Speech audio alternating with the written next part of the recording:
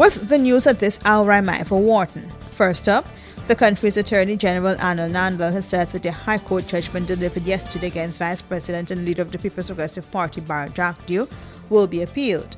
Yesterday, Justice Sandra Koshas ordered that Jagdeo pay former government minister Annette Ferguson $20 million and $75,000 cost in a libel suit which she filed against him last year. Nandlal, who represented Jagdeo in the case, said while a defense was prepared for Jagdeo, it was not filed, as Jagdeo was busy with matters concerning the March 2, 2020 elections. According to Nandlal, the judgment was granted without the knowledge of Jagdeo and his attorney.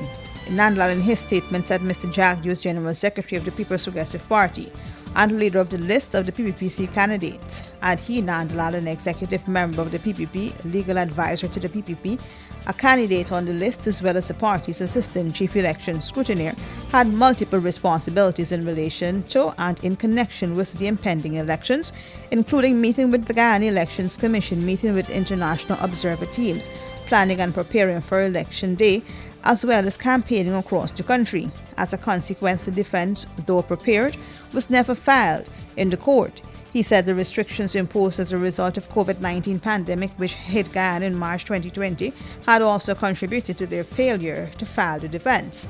It is interesting to note that the default judgment was obtained over 1 year after the defense became due, and Jagdeo nor his lawyers were in any manner notified whatsoever, so that their default could have been remedied.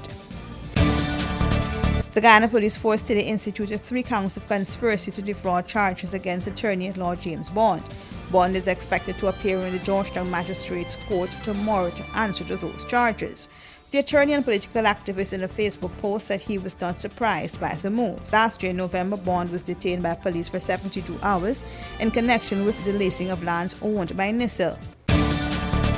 The treatment of opposition Member of Parliament and Chief Whip Christopher Jones and the shooting death of Cecil Sampat were issues identified in the U.S. State Department report on human rights practices in Guyana.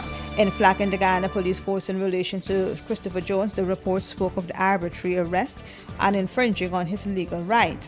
In August, police arrested Christopher Jones, a senior member of the opposition, and searched his home, although Jones had a court-issued injunction preventing the search, the report stated. In the shooting death of Cecil Sampat, who was unarmed at the time of his death, the report said there were reports that the government or its agents committed arbitrarily or unlawful killing. In July, police shot and killed Cecil Sampat, an unarmed civilian. According to the police, Sampat was one of 3 passengers in a car who opened fire on the police. No gun was found in Sampat's vehicle. However, nor was there gunshot residue on Sampat or the passengers. In August, the government charged the police officers who allegedly shot and killed Sampat. Other issues raised in the report included harsh prison conditions and laws that criminalize consensual same-sex sexual conduct between adult males. Family violence is violence directed at another family member. It can be physical, verbal, sexual, and more. Family violence leads to despair, destruction, and death. It can happen to both men and especially women from any background. Children are especially vulnerable. And the stress and isolation due to the COVID-19 pandemic can increase family violence. Family violence is illegal in Guyana. If you or someone you know is experiencing gender-based violence, family-based violence, or sexual harassment, contact the Women and Gender Equality Commission at 231-5276 or 231-5298. Or put an anonymous note in the post office boxes at the Guyana Human Rights Commission Building, the Guyana Post Office Corporation, the National Library, the Georgetown Public Hospital, and the University of Guyana. Range. Iman Cosmetics is for every woman and features a line of skincare products and cosmetics including 16 foundation shades, powder, concealer, lipstick, blush, eyeshadow, highlighter, and BB cream. Visit us at Lot 75, Swamp Section, Rosal Town. That's behind the market.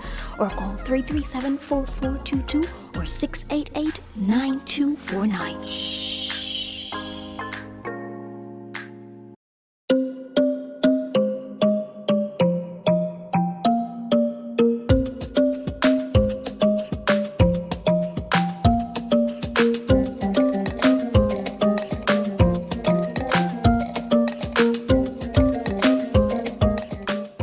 For these and other stories, do visit us at our website at www.rdproductionsgy.com.